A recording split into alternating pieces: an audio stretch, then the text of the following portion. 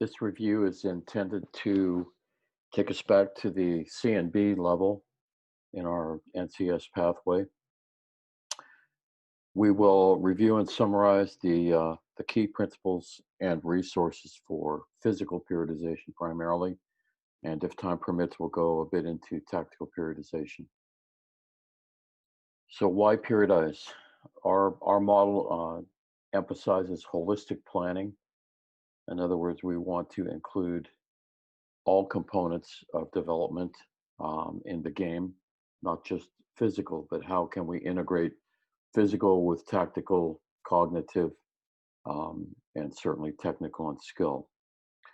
So, given that holistic perspective, the three primary areas that periodization can positively impact are resistance to injury, development of players, once again in a holistic sense, their tactical ability, um, their soccer actions, so to speak, as well as their physical development, and finally their performance.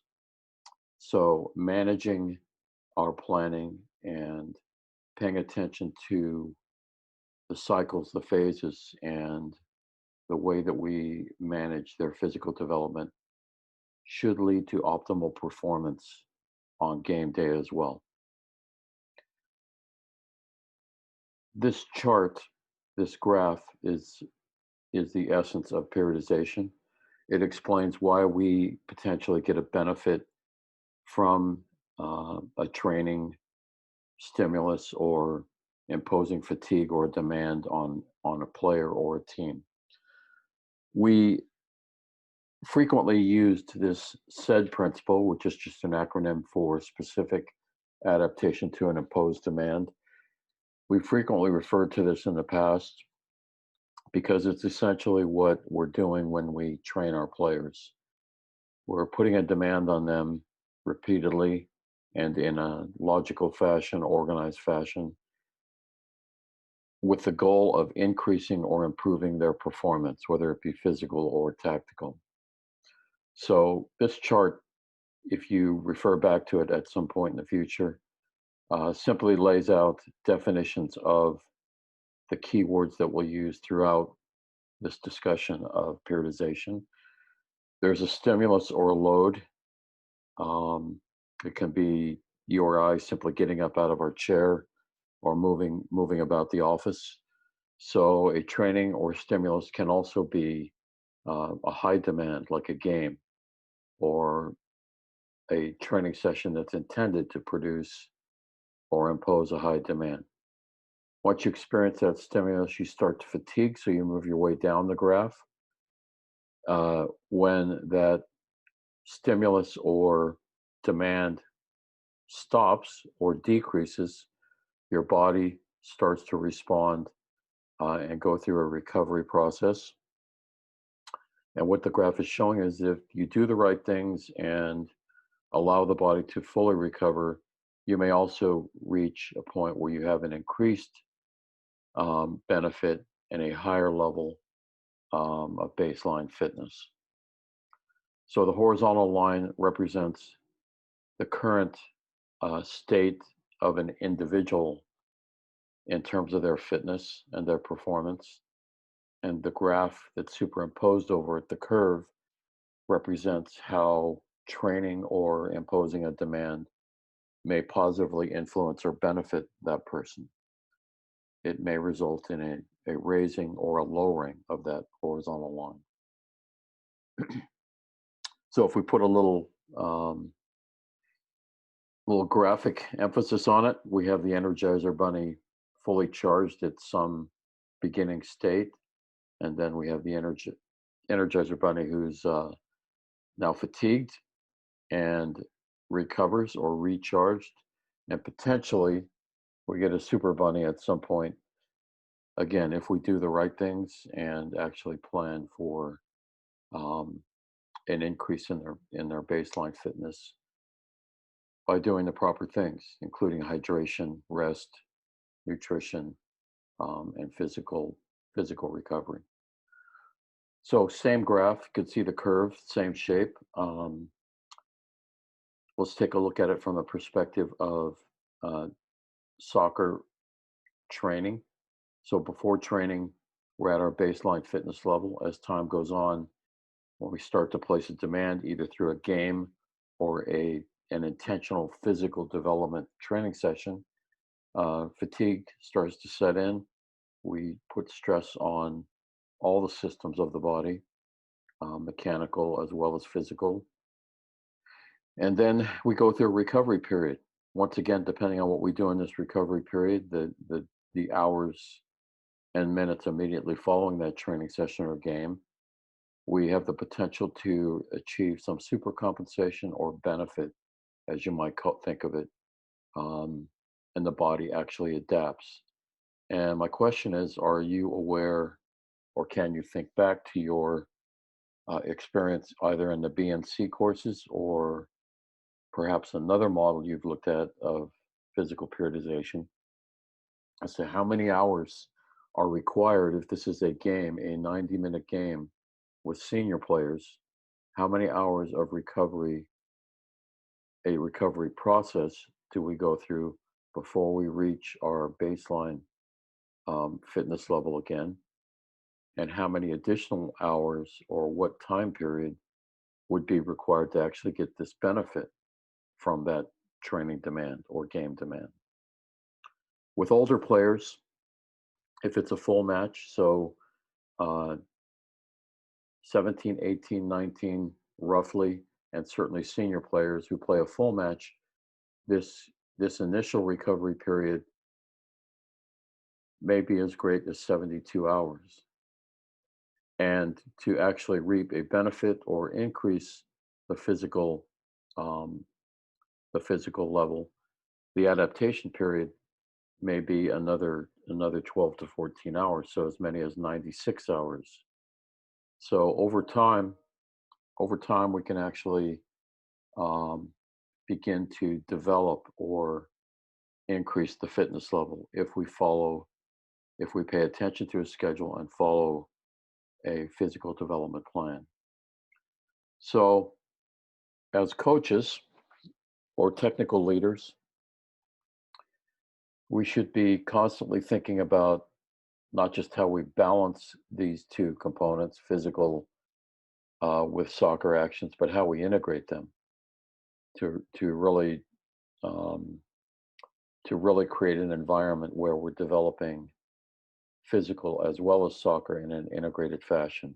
And that's what the principles that follow are all about. It's trying to achieve this goal of not separate pathways as shown in the diagram, but how do we actually bring these things together in an organized manner? So, first principle is that the model that Dr. Cohn has developed for our coaching program is a games based model. So, a very simple label, but uh, maybe the connections aren't there yet. So, I'm going to try and make those connections with a simple graphic. It's basically where we are trying to integrate or provide a model that's based on the game itself rather than uh, in the typical youth environment and sometimes in the senior environment, a model that is highly dependent on technology, tracking devices, GPS devices, and a high need for perhaps significant increase in staff. So think about these two game based environments. On the left, you see a simple 3v3 plus goalkeepers in a double box. And place yourself for a moment in that environment and think about the physical demands of playing in that environment. There are balls situated around the perimeter of the field so that play can be relatively continuous with very little stoppages. Think about the demands and how long, what duration do you feel you can compete in that environment of 3v3 uh, before you feel a significant demand or load and you need to take a break. Consider that environment versus the game. So this might be an 11v11 implementation phase at the end of training or near the end of training, where again, there's a supply of balls around the perimeter of the field. How long might you play this game? So think about the duration, the intensity, all of the variables that can be controlled outside the lines. Um, how long might you compete in this game versus the 3v3? And I think we will all come up with perhaps a range of answers, and that may be based on our current fitness level. Um, but we'll all come up with a range of answers. But one thing for sure, I think we would all agree that we could play the 11v11 game for a longer period of time than we could play this 3 versus 3 game. Further, we might be able to get the same total demand or total load or third label capacity by managing the time and understanding what interval in the 3v3 would equate to the same load or demand in the 11v11. So this is an important principle. The fact that if someone else collects the data and has all the empirical evidence, averages, averages of capacity and averages of energy expended in one game versus the other, we could in fact use either one to impose the same demand. We would simply vary the time and the length of intervals and rest. So that's essentially what we're trying to do in a very practical sense here with a periodization matrix. We have certain days of the week, uh, stealing a label that I believe is originated with our British counterparts. Fixtures. We have fixtures, which is a very logical and literal term to me. These are dates that you can't change in your schedule because they're set for a larger group, a league, or a conference. But we have fixtures or game dates that really set the margins or the boundaries of our schedule because, referencing back to the first slide, we want to maximize performance as well. So we don't want to sacrifice our performance in the competitive game by having a team that's fatigued or at the bottom of the curve. So perhaps the first place you start in this in processing this diagram or this matrix is to identify the matches. So we have a match over here on Sunday, and it is going to become our matches are going to become our relative benchmark for um, for the highest capacity. So we'll call that relative benchmark a 100% demand. So anything that we do in training in terms of defining the load or the capacity will be a percentage relative to what happens on game day. So this particular 1 week cycle, we'll call it week one for a boys under 19, has only one game shown in the 7 day cycle. The next thing you might think about is when should players be provided a formal opportunity to recover from that high demand. So now we're working our way back up the curve. You can envision the curve in the previous slides. And what we do to help them recover or to accelerate that recovery is really important. So it is not equitable to a day off.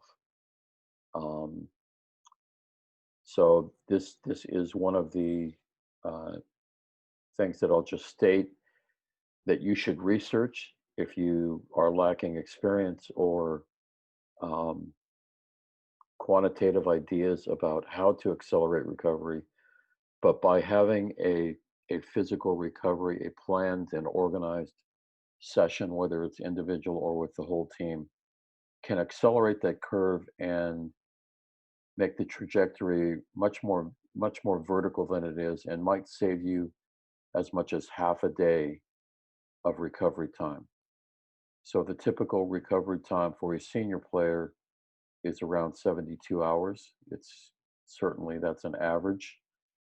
There's a lot of individual variables that go into that, and also responsibilities during that period. For younger players, rough 13 to 15, that curve, that time period is shorter. It's truncated.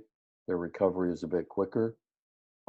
It could be as little as 48 hours. Either way, you can accelerate that or decrease that time by having a formal, organized recovery session.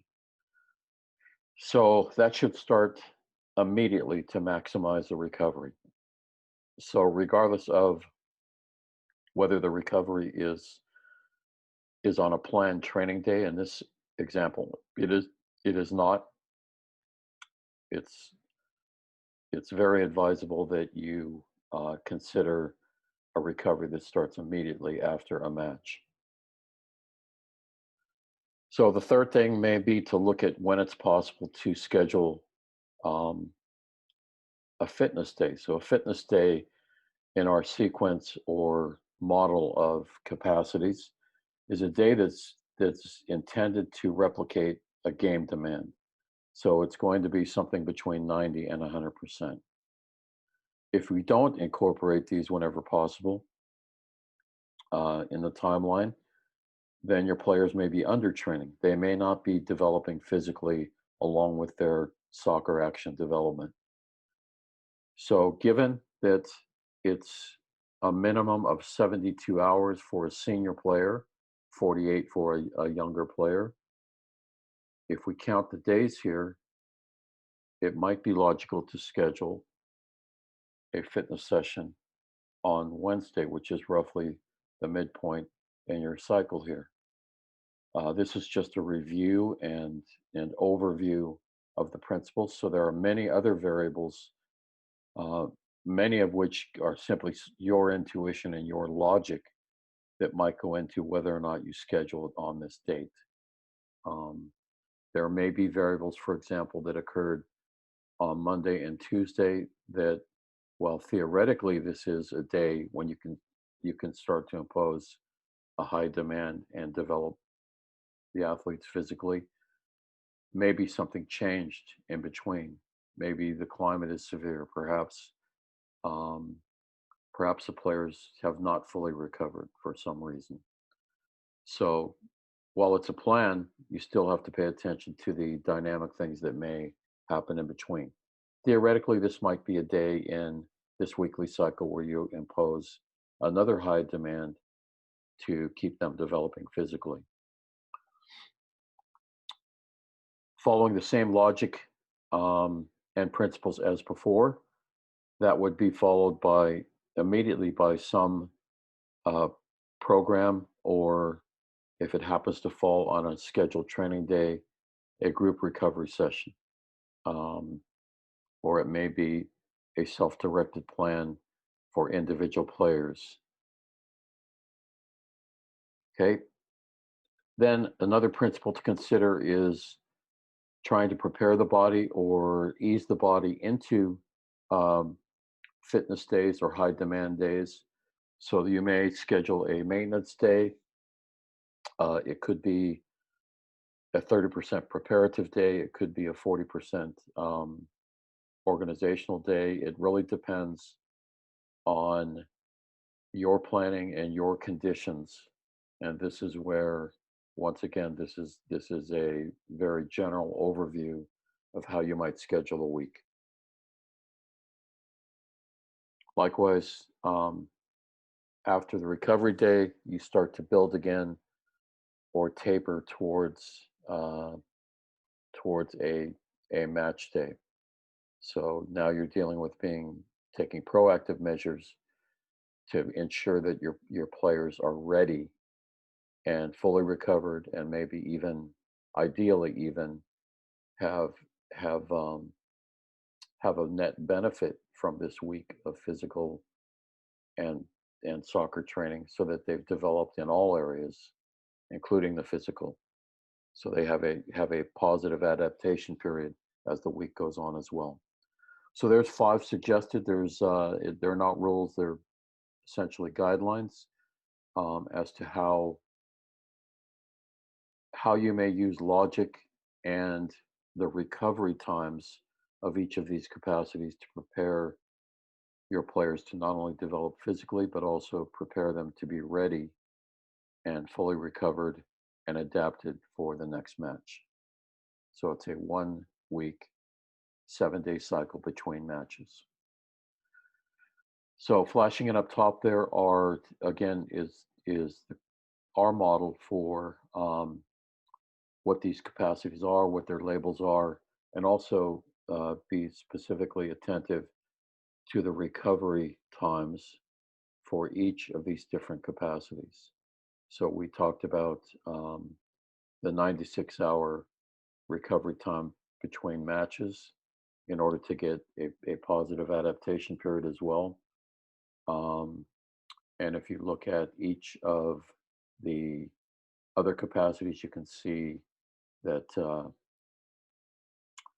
that they each have their own unique timeline for recovery. So if we have a match on Sunday, a 30% day on Friday, so a preparative, they should be fully recovered from that within 24 hours. So it's not a problem to have that session on that day. So a big question that should be lingering in your mind is, how do we achieve each of these capacities? So how do we actually manage and plan them in our exercises and in our overall training load for any given day, so that we achieve these capacity of 20, 30, 40, 50, 75, and 90. It's very simple model intended to be very practical, and I believe it is. Some other models have many more uh, refined breakdowns of these capacities. So we have kept it to, specifically Dr. Cohn, and in his experience, we have kept it to 6 plus a match categories that we think are literally the kind of the essence of how you plan your training sessions throughout a week and throughout the phases of your season. So over here, you can see the session objectives. One important thing to define right away is that um, we are not getting game-based physical development until we hit these thresholds of 50%, 75, and 90. In other words, these the 3 highest ones are intended to develop, to stress and develop and further increase the physical component of your team, of your individuals. So the top 3, recovery, preparative, and organizational, are all intended to be um, in the recovery level category, meaning these happen on days when you're working your way back up from that maximal fatigue curve, post game or post fitness training session. And you can see that the recovery for each of these individual is fairly brief. They're all less than 24 hours. And the intent of these days is that you're not developing your team or your individuals physically. Your focus is on the quality of the soccer actions, the quality of their technical development. So how do we do that? How do we schedule and plan activities on those days in the week when we're trying to meet these 3 capacity objectives? Here's where the games-based principle is important. On a previous slide, go back and review if necessary. We discussed how, based on the size of the area, the dimensions of the exercise, as well as the number of players, we can use the time intervals and the rest time intervals of activity and the time intervals of rest or recovery to create environments where you can actually achieve a specific capacity or at least a very um, close level of a capacity by managing the exercise with the time and letting the game take care of the demands, the natural flow of the game.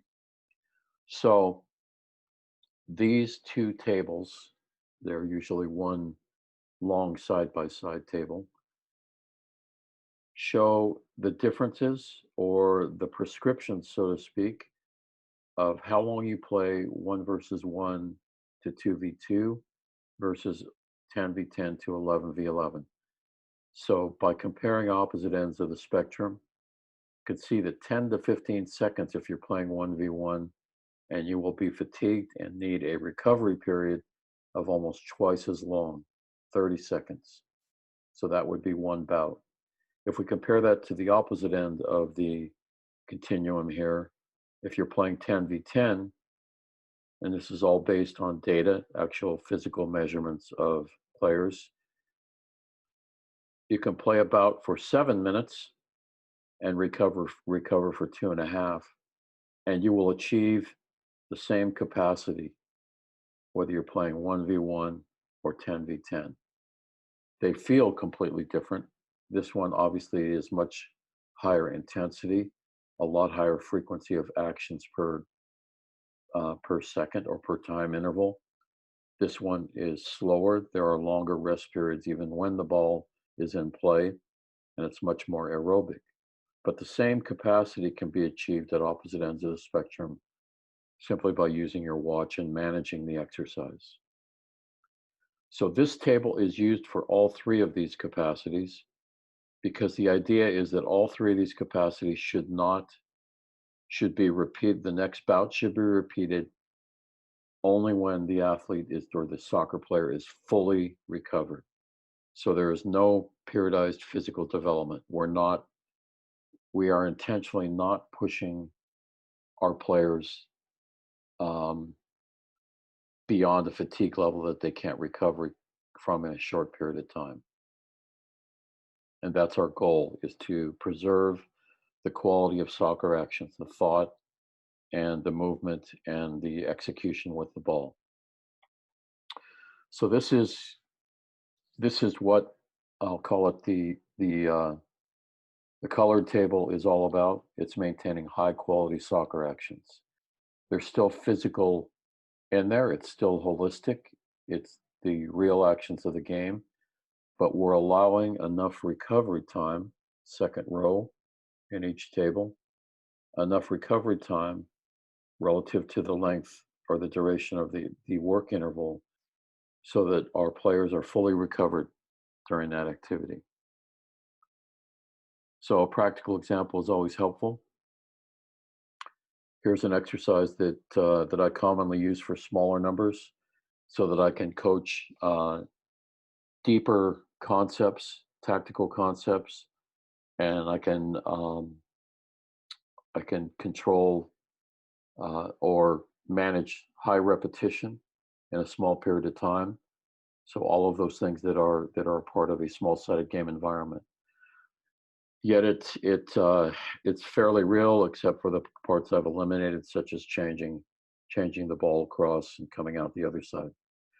Regardless of the tactical principle, let's stick with the physical principles. How what should my intervals be? It's 5v5 plus a goalkeeper. What should my intervals be for the players that are under the highest demand, which is not the goalkeeper in this case and not this target player?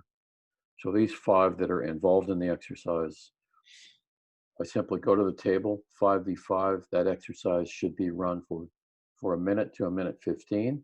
And then there is roughly 1 minute to a minute and a half of recovery. Why the range? This could be based on the physical environment. There are other demands like the surface, playing surface. If it's an artificial turf surface, it's the intensity and the number of actions is typically higher because the ball is moving quicker. Could be climate. Um, it could be a lot of physical factors that are not related to time. So I would need to adjust. I would need to be aware of um, signs of high fatigue and stop it maybe at 60, or conversely let it go till 90. It also could be the number of times that I step in and um, interrupt play or intervene. If that's been fairly frequent, then I would probably stop this at 60 and maybe go to the 75. So again, your intuition is a big part of the practicality of this table. So I can use this table because I will use this table because I want these actions to be the highest quality. My goal in this part of the training, or perhaps on this day of the training cycle, the 1 week cycle, is not to develop and increase their physical dimension. It is soccer actions.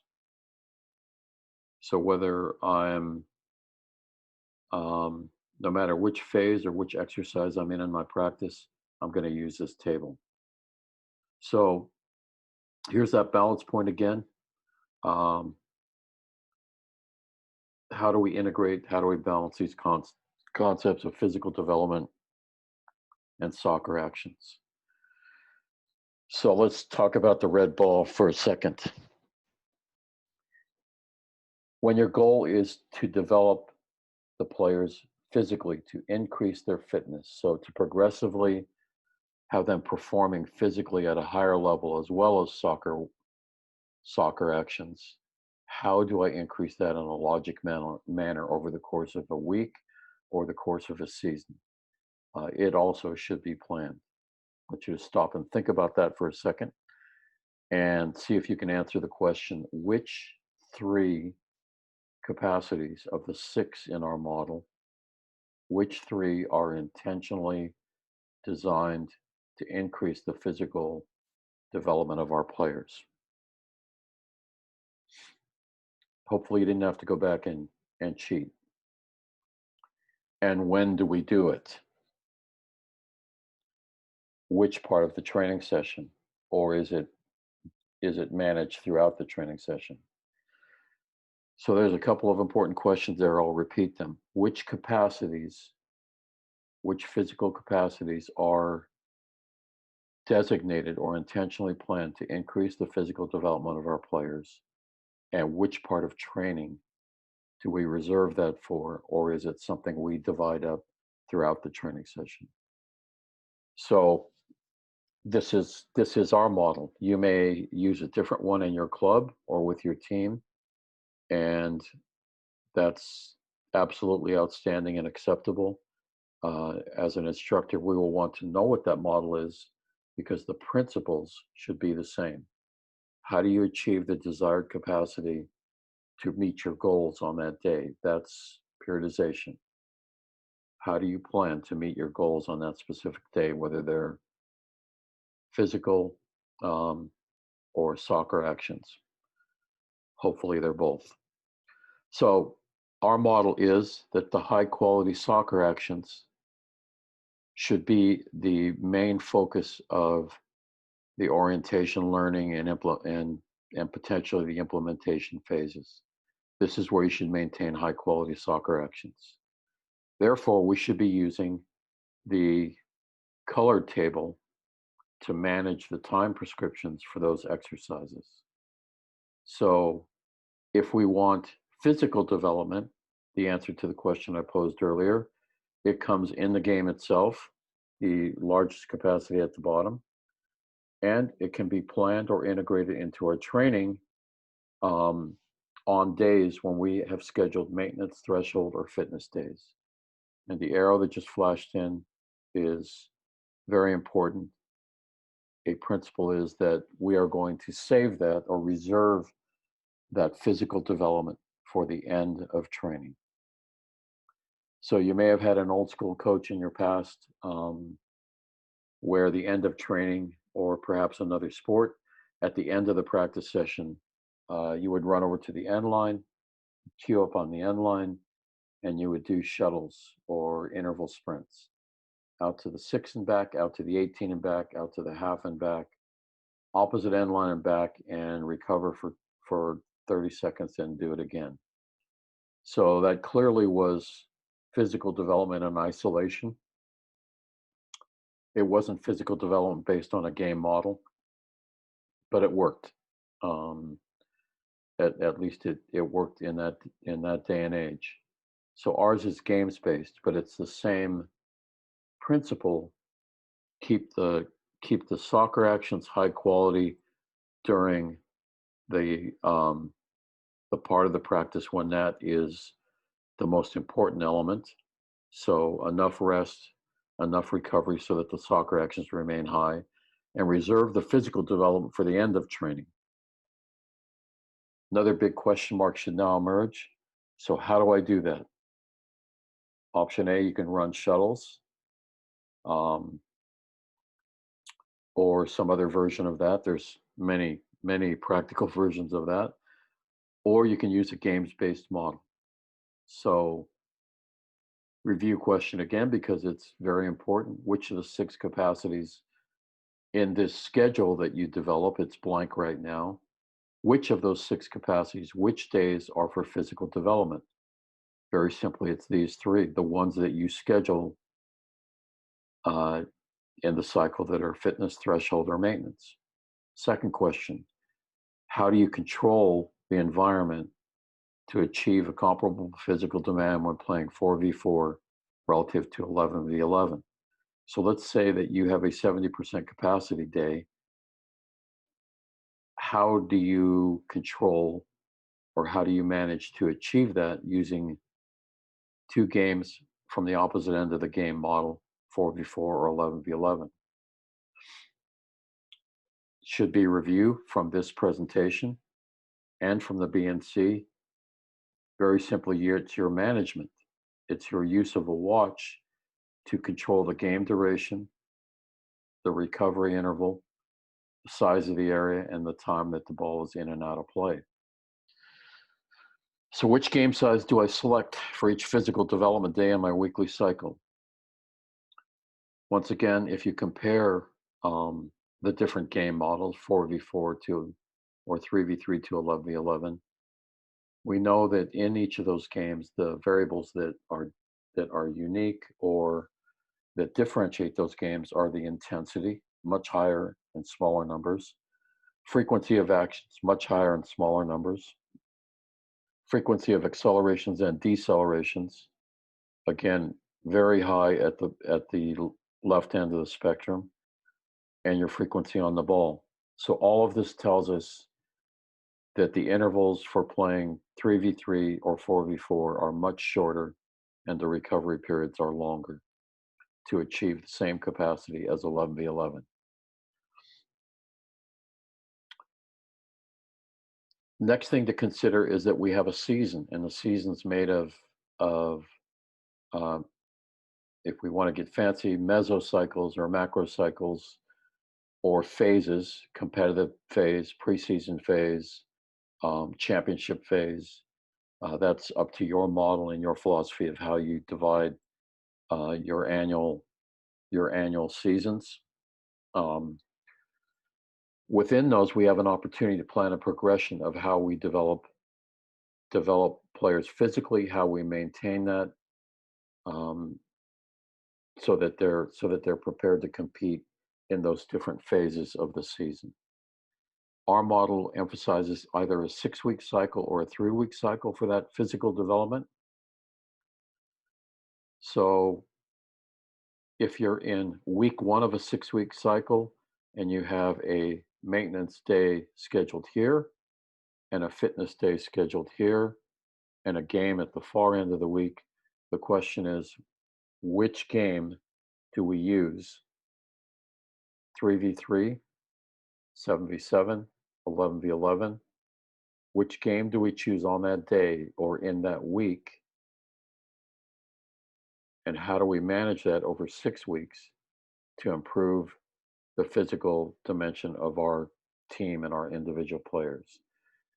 That's what this row primary game size is intended for you to define. Which days are you developing physically, and which game model will you use for that physical development?